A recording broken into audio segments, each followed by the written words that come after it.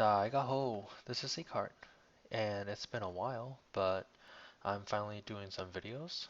So today I'll be doing a quick introduction to Perl.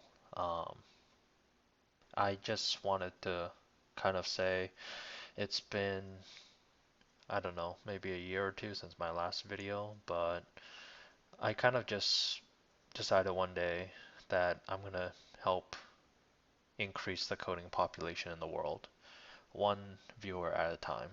So let's get started.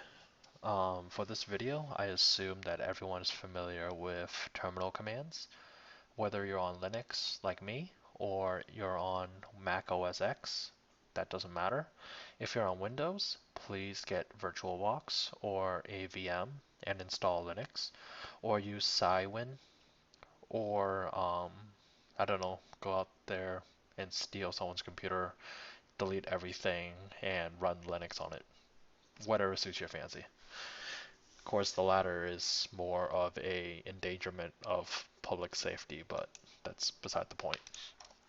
Um, so I made a folder in my Linux and it's called YouTube. That'll be where I host all my scripts for you guys. And as always, if you guys want, I can send you the script. It's just a simple may I have script, and it'll probably be a yes from me. So without further ado, let's just get started. So I'll be doing most of my coding in Sublime Text, which is a free editor you can purchase for $70 to support the creators. And yeah, that's all the advertisement that's all the advertising I'll be doing today. So quickly, I'm just going to symbol introduction.pl, which will generate a file called introduction with the Perl tag.pl. Sublime will then read that and also create it. And boom, I have my first introduction script. So the first thing you're going to need to do in Perl is a shebang line, which is basically a hash exclamation followed by the um, directory that has your program. In this case, I'm running Perl, so I need to find where my Perl is, which is located at user/bin/Perl, all forward slashes. How do you know where it is? Well, good question. If you go on your terminal and you just simply say which Perl, it'll give you the location, which is user bin Perl with all forward slashes. So that's how you know. The next line you'll need is use warnings, which will prevent you from basically creating typo variables and other silly grammatical mistakes. Use strict will prevent you from uninitializing variables. And that's very helpful because sometimes you make a variable and you forget about it, and then you make another one and you forget about it. You make another one, you don't forget about it, but the other two are just sitting there collecting dust. So use strict kind of makes you use it, or it doesn't run. It just does not want to go. Some people also like to use diagnostics, which will basically diagnose your script and shoot out in plain English what you did wrong. But I'm not going to use that for simplicity of output. So in Perl, there are data types like in all languages, but normally we think of data types as strings, integers, floats, booleans, lists, or arrays depending on your background, dictionary, and hash. And of course there are functions and all the other good stuff, but we're going to stray away from those for now. We're just going to talk about simple data. Um, so to make a data type in Perl, or to make a data in general, they have to start with the word my, which is a keyword, and then one of three sigils, which are kind of like houses from Game of Thrones. So the first house we're going to look at is $sign. So if I make $x, this is my variable now, and it can be one of two things. It can either be a string like hi, or if I make another variable now called y, it can be a number like 5. And because there's no Boolean, you can't obviously make a Boolean, but you can make, there are ways around it, don't worry. The other thing to note is that most Perl scripts, well, not most, all Perl scripts have to have statements that end with semicolons. Mostly because Perl is very grammatic. So just like in English, how we have periods at the end of every sentence, we have semicolons at the end of every statement in Perl. So let's just quickly do some printing. So in Perl, there are two ways to print variables with output. And I'm just going to do this by example. So there is $x, and in Python, normally we do variable, comma, followed by some text. Um, why am I showing you this now? Well, you'll see. I'm just going to save it. And then here, you can run your script one of two ways. If you want to take advantage of the shebang line, I'll show you momentarily. But for now, I'm just going to type Perl introduction.pl and run it. And as you can see on the left here, it print hi. But we don't want hi to be on the same line as our next shell command. So how do we fix that? Well, just like before, we do comma to separate the variable from the string we want. And we do an escape character for a new line. And this will generate, oh, that's the other thing. Has to be double quotes. It will generate a new line here. And basically, yeah, we just want a new line. Run it. Ooh, that's a little messy, but I'm not going to clear it just yet. I want to show you guys something interesting. But as you can see, when I ran it, it came out here on a fresh line by itself, which is what we want. Which is what we want. Man, my rambling's bad this morning. But let's say we want to use the shebang line and basically not have to type Perl, Perl, Perl. Well, for that you need to do chmod, which will change file permissions, followed by 755, followed by the introduction.pl.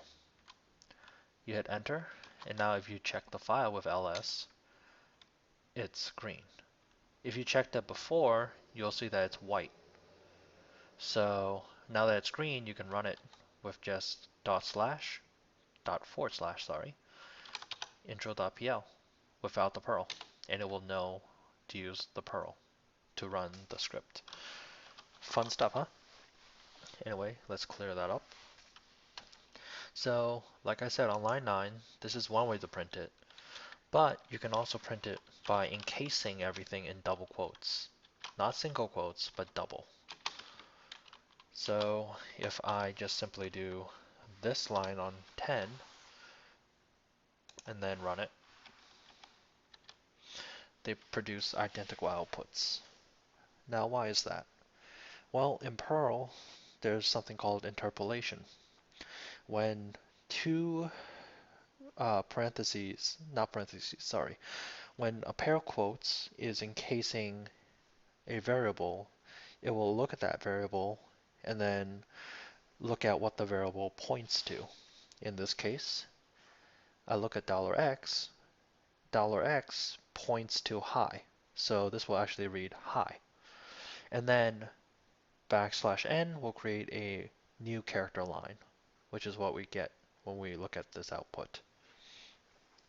But contrast that with another one. Let's say we do the same thing, but now in single quotes, and run it. Here we don't get what we want. Instead, we literally get $x \n. And that's mostly due to the fact that in single quotes, you're not interpolating anything. You're taking everything literally as written. So that's just some differences that exist in Perl, and you'll just have to take it. I know for those of you like me who come from Python, it's not beautiful, but it is what it is. So, bad. Anyway, that's all I have to say about scalars. The next variable type we're going to look at is house at. Um, I'm going to call this one list because it generates, as you can guess, a list or an array. And to make your arrays, we use parentheses. So let's make a simple one. 1, 2, 3, followed by semicolon. And basically, a list you can do pretty much anything you want, in the sense that a list is just a collection of information or data. In this case, my list is just a collection of numbers. And I'm just going to print my list. I'm also going to interpolate and add a new line character so it looks fresh. And if I run it, bam, I get 1, 2, 3. Beautiful. So that's an array. It's really good if you have like a list of data types that need to be either operated on together or subsetted, or if you need to do something like, I don't know, have characters to, well, that's complicated. Disregard what I said. Um, but anyway, list or arrays really good for basically doing a collection of data or information. In this case, I'm just doing a collection of numbers.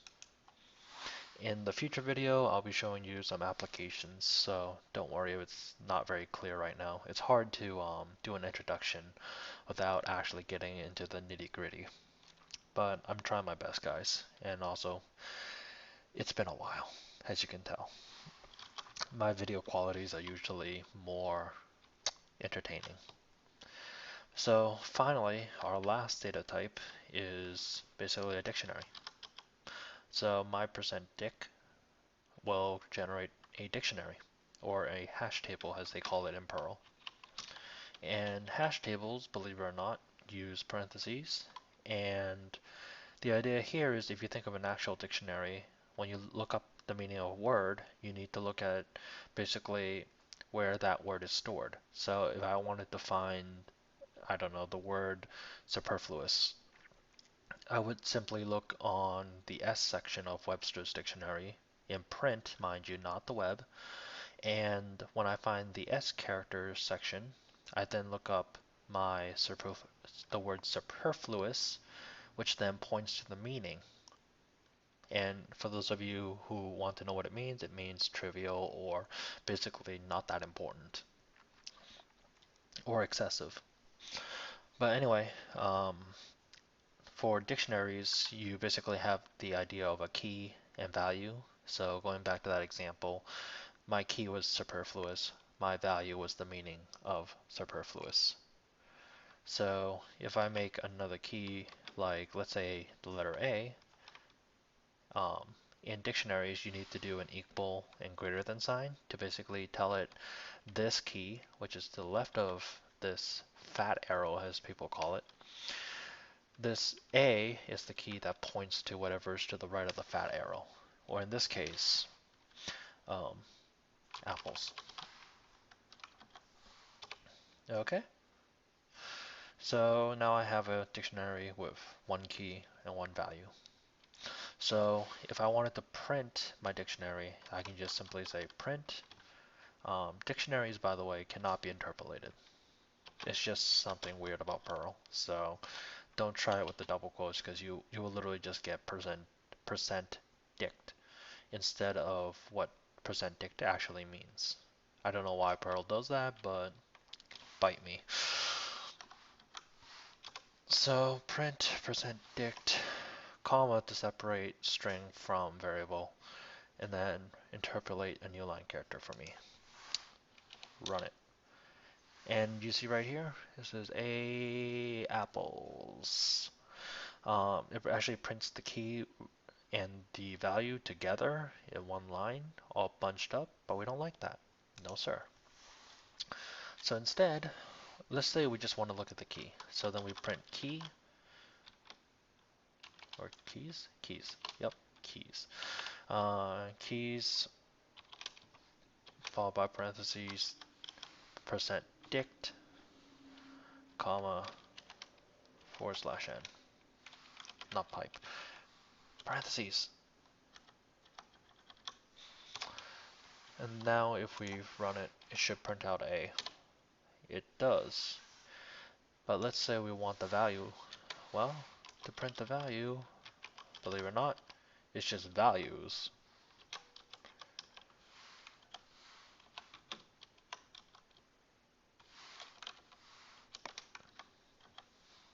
Interpolate, go. And as you can see, it now prints A, which is the key that points to apples.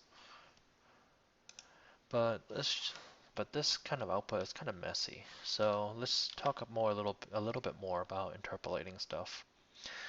What you can do actually is you can say something like print and then parentheses my key is followed by a space, comma, keys percent dict, yep, percent dict, comma, and the value is space, comma, value percent key, dict, followed by just a new line character to end it all. So this is actually not interpolation, guys, sorry. It's just concatenating pieces together. So I'm concatenating two strings and two variables together, and they're treated as strings. Oh, and also a new line character. So now if I run it, my key is A and the value is apples. And yeah, these are just the basic data types of Perl. Um, there's not much else I can say that I've already spoken, so I think I'll end the video here, but I hope this was somewhat helpful to you guys. I'm still on the fence about doing another Python series, but if there's a big enough request for it, I don't know, I'll probably do it. So with that, I thank you all for your time, and I look forward to seeing you all on the next video. Peace.